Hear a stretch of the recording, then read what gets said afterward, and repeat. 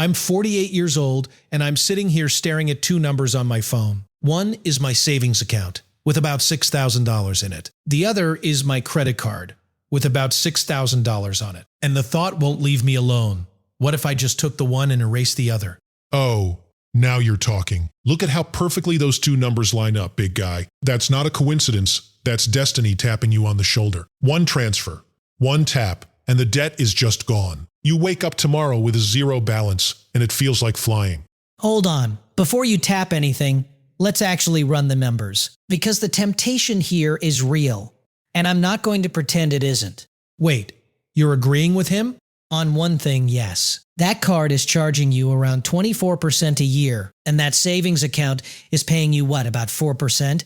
Yeah, 4%. The bank made a big deal about it being high yield. So you're earning 4 on one pile and paying 24 on the other. That's a 20-point spread working against you every single day. See, even the green guy says it. You're losing 20 points sitting still. That's insane. Why would anyone keep cash earning 4 when it could be killing a debt costing 24? Drain it, all of it, and stop the bleeding tonight. Okay, honestly, that does sound like simple math. Earn 4, pay 24, that's a losing trade. So why wouldn't I just empty the account and be done? Because here's the trap underneath the trap. The math on the spread is right, but the math on the relapse is the part he's not telling you. Relapse. What relapse? There's no relapse. You're cured. Let me ask you one question first. If you drain that account to 0 tonight, what's left for the next emergency? I mean, nothing. 0, I guess. 0. And now think about your actual life for a second. How old is your car? Oh, it's got 140,000 miles on it. So let me paint you the picture that almost always happens next. You drain the 6,000. The card hits 0. You feel like a hero for about a week. Then 3 weeks later, that car makes a noise you've never heard before. Cars make noises, it's fine.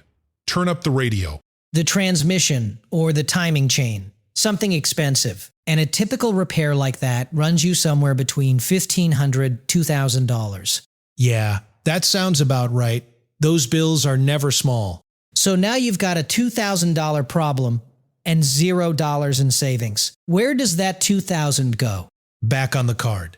Back on the card. At 24%, you just recreated the exact debt you killed at the worst interest rate you own. Okay, but that's a maybe. Maybe the car's fine, maybe nothing breaks. You're a glass half-empty guy. It's not a maybe, it's a when. Over any given year, something always breaks. The car, the water heater, the molar in the back of your mouth, the dog at the vet. Life sends a bill, it always does, and the only question is whether you have cash to meet it. So draining it doesn't actually fix the problem. It just moves the problem to whenever the next thing breaks.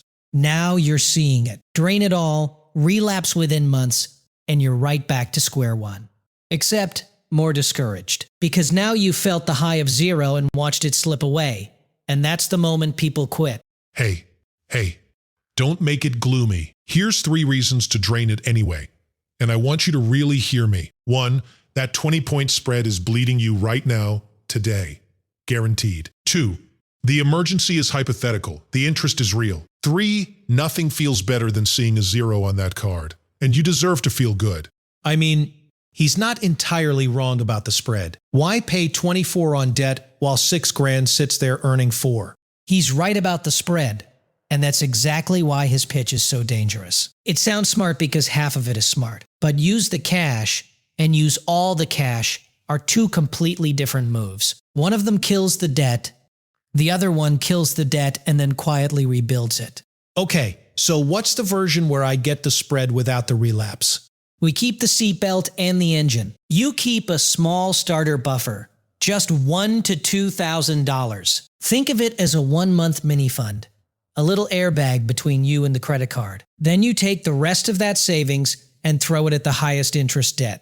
A buffer? You want him to keep $2,000 sitting there earning a measly 4%. That's $2,000 not killing a 24% debt. That's a crime. That $2,000 isn't an investment, it's insurance. You don't measure a seatbelt by the return it earns on a sunny day. You measure it by the crash it saves you from. Okay, but walk me through the actual numbers, because right now this is just two guys yelling about a car that hasn't even broken yet. Let's put the two roads side by side because the math is the whole story. On the right, we'll put Bad Money's plan. And on the left, we'll put mine. On the right, you drain all $6,000 into the card tonight. Card balance, 0. Savings, 0. And you feel amazing for 1 week. Then the car breaks, you put $1,800 back on the card, and you're carrying debt again at 24% within 2 months. But for one glorious week, it was 0. For 1 week, sure. And then you're paying around $430 a year just in interest on that new $1,800. And worse, you've got no buffer, so the next thing that breaks goes on the card too. That's the spiral. That's how people stay in debt for a decade. Okay, and what's on the left? Your plan. On the left, you keep $2,000 as your buffer. You throw the other $4,000 straight at the card. Card drops from $6,000 down to $2,000 today. Then the car breaks. The $1,800 comes out of your buffer, not your credit card. So the emergency hits, and I just pay for it with cash. With cash at a 0% interest rate because it's your own money. No new card debt, no 24%, no relapse. And your card is still way down at $2,000 instead of bouncing back to $6,000. Yeah, but now his buffer's almost empty too. Gotcha. It is. And here's the move that closes the loop. That payment you were throwing at the card, once the high interest debt is dead, you aim that exact same payment at rebuilding the buffer. The freed up money refills the emergency fund. Fast, because the interest isn't eating it anymore. Wait, say that again. That's the part I keep missing. When the card is gone, the money that used to go to the card doesn't disappear. It's freed up and you redirect every dollar of it into rebuilding your full emergency fund. So the debt dies and it stays dead. Because now you've got real cash for the next emergency. So Bad Money's version is drain it all, relapse within months, back to square one. And your version is keep a small buffer. Debt dies and stays dead. Same spread he loves, same 20-point gap closed. Just with a seatbelt, so the first pothole doesn't put you through the windshield. Okay, windshield, real subtle, very dramatic. But you want to know the real reason draining it all feels so good? Because investing in a buffer is boring, and wiping a card is a fireworks show. It only feels boring because nobody showed you the version where you keep the fireworks and the seatbelt.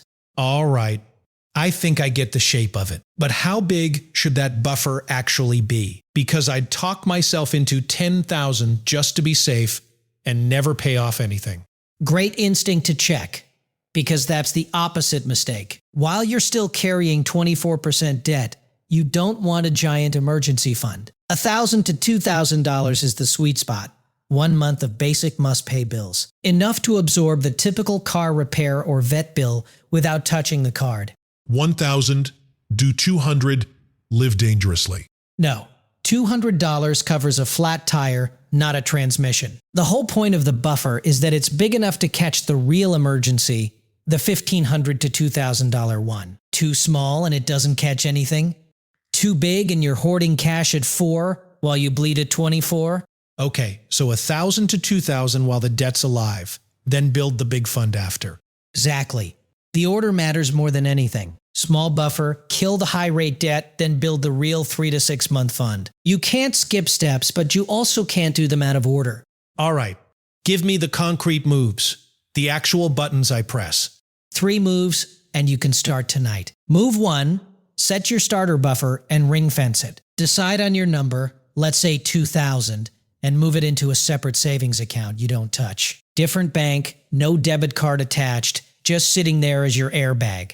A whole separate account, so much friction. The friction is the feature. You want it just annoying enough to reach that you don't rate it for a pizza craving. It's there for the transmission, not the takeout. Okay, $2,000 goes in the lockbox account. What's move 2? Move 2, take everything above the buffer and slam it onto the highest interest debt. You've got $4,000 left over, so that whole $4,000 goes at the 24% card. Not the car loan, not the student loan, the highest rate first. Always. Why the highest rate first instead of the smallest balance? Because the highest rate is the one costing you the most money per dollar owed. Killing 24% debt is a guaranteed tax-free 24% return. No stock on earth promises you that, and your savings account sure isn't. Tax-free. Here he goes with the tax-free thing again. It is tax-free because you don't pay tax on interest you don't owe. Every dollar of 24% you erase is a dollar you keep. Clean, no taxes. No maybe. Okay, that actually reframes it for me. Paying off the card isn't losing my savings. It's the best return I can get. Now you've got it. And move 3 is the one most people forget. So listen close. Move 3. The day the card hits zero, redirect that payment into rebuilding the full fund. The money doesn't go back into your lifestyle. It goes into your 3 to 6 month emergency fund. So the same dollars that killed the debt now build the safety net. Exactly. You just keep the engine running and point it at the next target. Debt to buffer to full fund. In that order. And you never have to feel poor doing it. Wait. Before he locks this in, I've got one last great idea. Forget the buffer, drain it all, and if something breaks, that's what the card is for.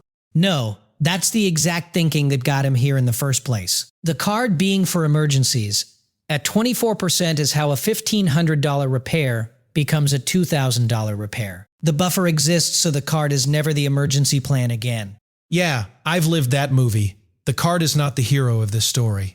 One more thing while you're feeling motivated. Automate it. Set the buffer transfer and the card payment to fire automatically on payday. Let the money move before you can even think about spending it. No willpower required. Okay, you know what? I'm doing it. I'm moving $2,000 into a separate buffer account tonight. I'm throwing the other $4,000 at the card this week. And the second that card hits zero, I'm pointing that payment at rebuilding the real fund. That's the move. You keep the 20-point spread Bad Money loves, and you lose the relapse he conveniently forgot to mention.